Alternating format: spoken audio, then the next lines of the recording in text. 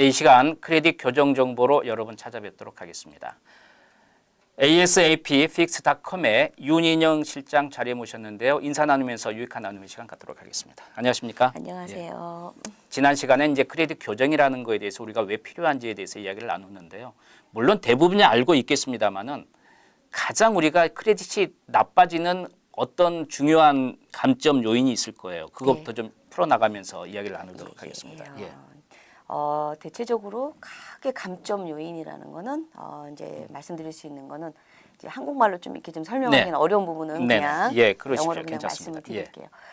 차지 어프라는 어떤 그런 기록이든지 아니면은 콜렉션이라든지 아니면 파산 기록, 민사소송권이라든지 뭐 연체 기록, 그다음에 이제 조회 기록 뭐 이런 것들이 이제 크게 감점 요인이 될 수 있거든요.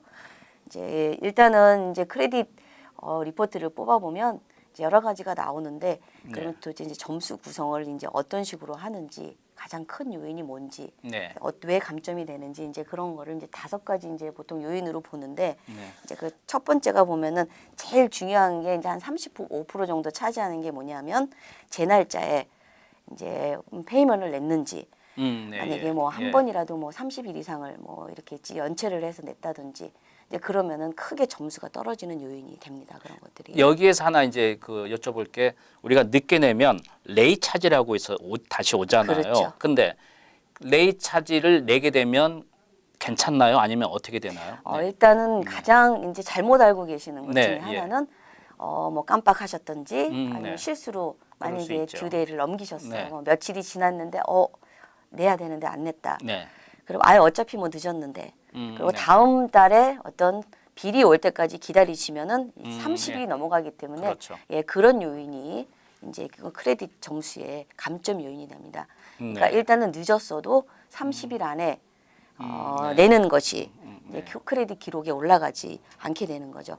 그러니까 이제 레이피 같은 경우는 보통 미국 회사들이 제일 처음에 이런 일이 발생하면 전화를 해서 한 번쯤은 이렇게 웨이브를 해주는 어떤 그런 제도가 있어요. 그러니까는 이제 한 번은 실수라고 생각해서 인정을 해서 레이피를 이제 감해주거든요. 그러니까 30일을 안 넘기는 게 일단은 가장 중요한 거라고 생각해요. 여러분이 뭐 또 여행 갔다 갑자기 깜빡할 수 있잖아요. 모든 게. 그랬을 때 늦었을 경우에는 뭐 그쪽 회사도 분명히 그걸 인정을 하니까 그거 30일 내로 일단은 내놓고 그 다음에 어떤 문제가 있으면 해결을 해 나가야 되는데 어떤 분들은 내가 이게 분명히 냈는데 이게 문제가 있다고 해서 안 내고 있다가는 나중에 문제가 생기니까 그런 문제가 있어도 일단은 30일 내로 내놓고 그 다음에 법적으로 서로 이야기를. 뭐 크레딧 받을 것이 있으면 나중에 다시 거기 회사하고 또 조정을 하면 되는 거니까. 괜히 싸우려고 할 필요는 없는 그렇죠. 알겠습니다.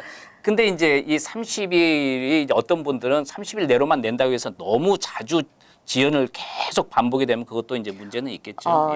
그것도 좋은 방법은 아니죠. 그렇죠. 알겠습니다. 네, 다음 말씀해 주시죠. 그리고 또 이제 두 번째로 이제 또 큰 비중을 차지하는 게 한 30% 차지하는 게 이제 부채가 얼마나 있는지. 이제 그건 이제 그 부채가 얼마나 있다는 기준은 이제 보통 뭐 카드든지 이런 거 이제 한도액이 있잖아요. 그렇죠. 한도액에서 내가 얼만큼을 쓰고 있는지 이제 그런 거를 기준으로 해서 많이 빌려줬는데 한도액을 만약에 10만 불을 빌려줬는데 내가 뭐 5만 불 이상을 만약에 끌어다 썼다. 이제 그런 것도 이제 크레딧 이제 점수 이제 감점 요인이 되고 있는 거죠.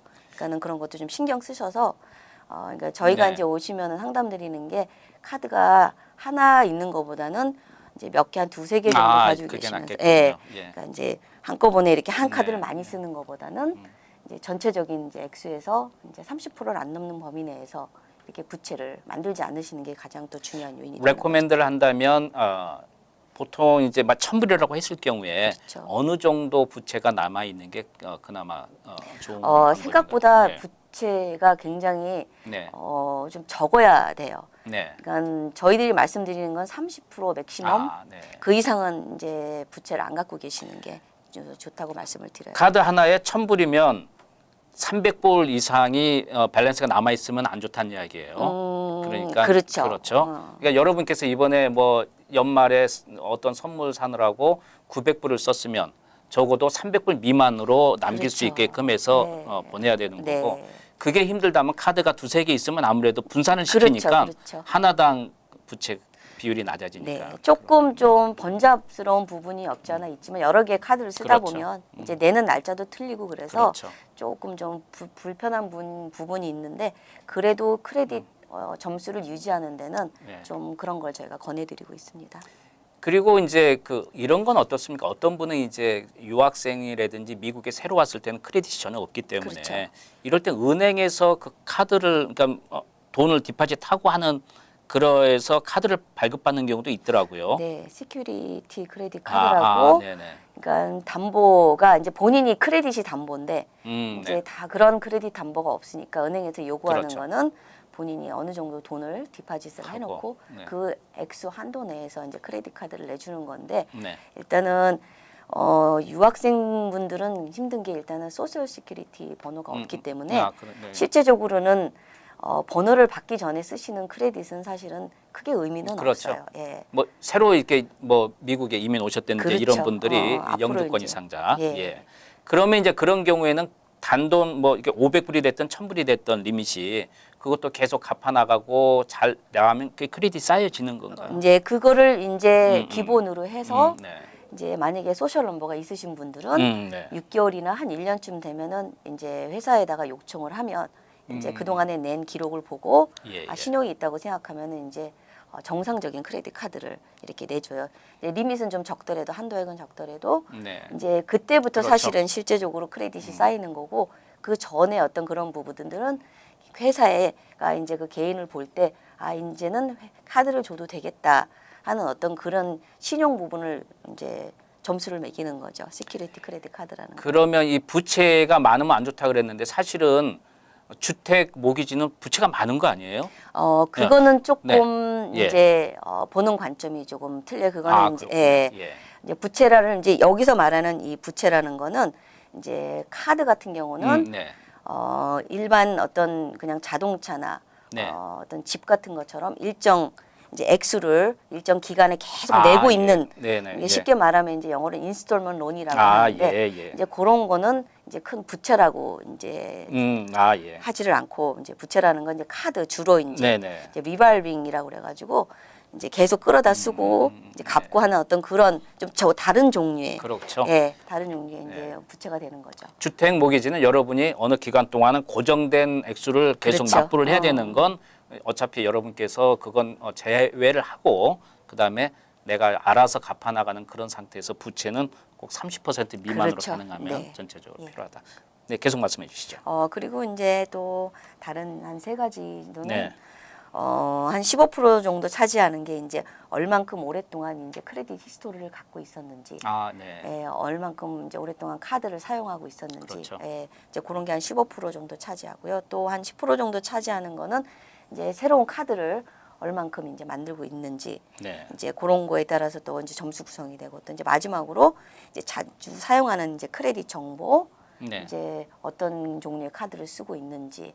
어떻게 지금 비를 잘 내고 있는지 네, 예, 이제 예. 그런 게 한 10% 정도 차지해요. 그래서 한 5가지 항목이 네. 이제 점수를 매기는데 이제 많은 영향을 좀 예. 미치고 있죠.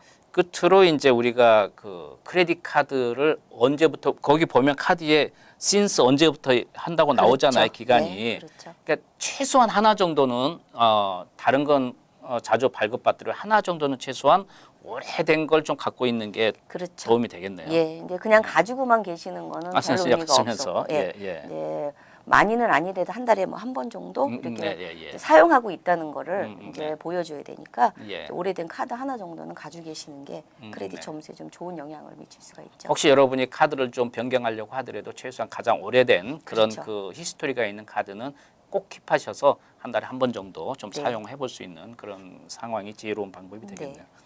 예, 크레딧 교정 정보 여기까지 하겠습니다. ASAP Fix.com의 윤인영 실장께서 도움 말씀 주셨습니다. 유익한 정보 감사합니다. 네, 감사합니다.